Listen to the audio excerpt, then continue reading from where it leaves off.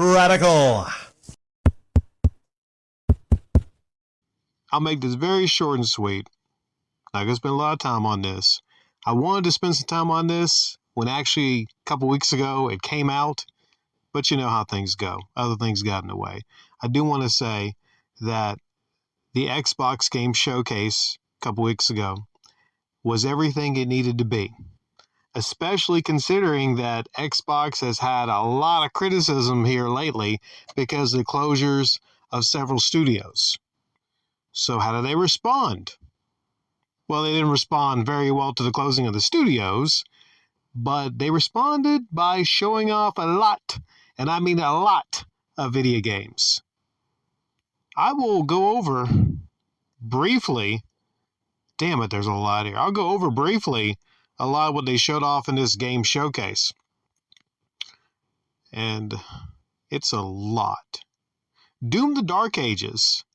That sticks out to me. It's like more of like a medieval kind of twist on it. Looks pretty badass. State of Decay 3. I still need to play State of Decay 2. I love State of Decay 1. I didn't know they were making a third one, but I really like State of Decay 2. Dragon Age The Veilguard. 7 new companions revealed. Starfield Shattered Space, a expansion. Fallout 76, an expansion. South of Midnight. I gotta be honest here. I really didn't see that trailer. I heard that's a really cool looking game. More like it's like a role-playing game, third person, something like that. I gotta be honest here. That's one that I missed. World of Warcraft, War Within. Metal Gear Solid Delta, Snake Eater. That looked fucking amazing. But you know, I like every game, like every Metal Gear game, you know? So it's hard to knock any of the Metal Gear games, man. It looked really damn good. Age of Mythology Retold, Perfect Dark. I was going to do a separate upload talking about Perfect Dark and how Joanna, she got kind of a man jaw, it looks like. You know, this whole new trend now in making the females a little manly or a little like non-gender specific, something like that. Basically just kind of uglying them up a little bit. I saw the pictures. I don't think it's crazy, like it's like a Buzz Lightyear kind of jaw. I don't think it's like that bad, but she looks nothing like the original Joanna Dark from the other Perfect Dark games. But I will say, what looks interesting about it is the gameplay. It looks a lot like Mirror's Edge with a mixture of some other types of games. It looks damn good. It looks like it'd be a damn fun game to play. So maybe she actually, with that super jaw, possibly, you know, might factor into the gameplay. Like if, you know, enemy hits you like near the jaw region, there's no damage, you know, or like somebody punches you near the jaw, you know, they hurt their hand or something like that. Diablo 4, Vessel of Hatred, an expansion. Fable, this is a big surprise. I think a lot of people were surprised at a Fable game coming out, because I was pretty sure they scrapped the last Fable game, but it was kind of a big series on Xbox and Xbox 360, and the gameplay trailer, it looked pretty good. There's a theme here. Like, there's really nothing here that I saw at the showcase that looked bad. Like, most all of it looked pretty damn good. Microsoft Flight Simulator, Elder Scrolls Online Gold Road, Life is Strange double exposure game revealed. I was surprised to see another Life is Strange.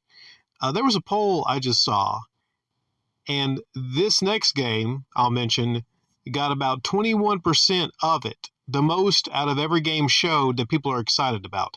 Indiana Jones and the Great Circle. I will say, I'm pretty damn sure this game is going to be better than the recent movie that came out. I don't see how it could not be. Mecha Break gameplay. Wu Chang Fallen Feathers. Just interests me. A game called Wu Chang. Avowed gameplay trailer. Assassin's Creed Shadows.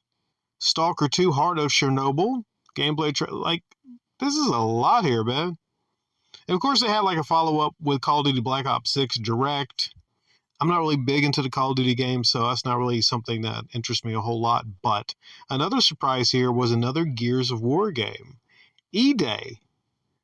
And it wasn't any gameplay shown. It was basically just just like a fight between, Marcus and one of the bad guys. I mean, it looked pretty cool for what it was. And we finally got to see how we got that do-rag. I know a lot more about the Halo series than the Gears of War series, admittedly. So that's a series I basically need to dive into at some point in the future and play all of them.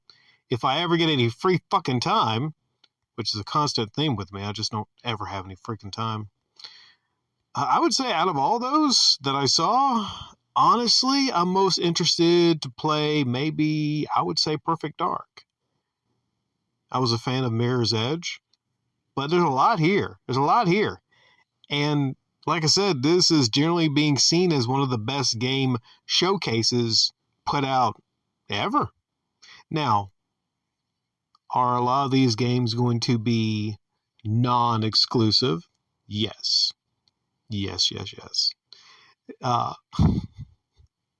Freaking Metal Gear is not going to be just on the Xbox system. So a lot of these shown off are not console exclusive, are Xbox ecosystem exclusive. But I tell you what is interesting that is kind of an exclusive, and that would be the fact that they showed at the end of these trailers day one on Game Pass.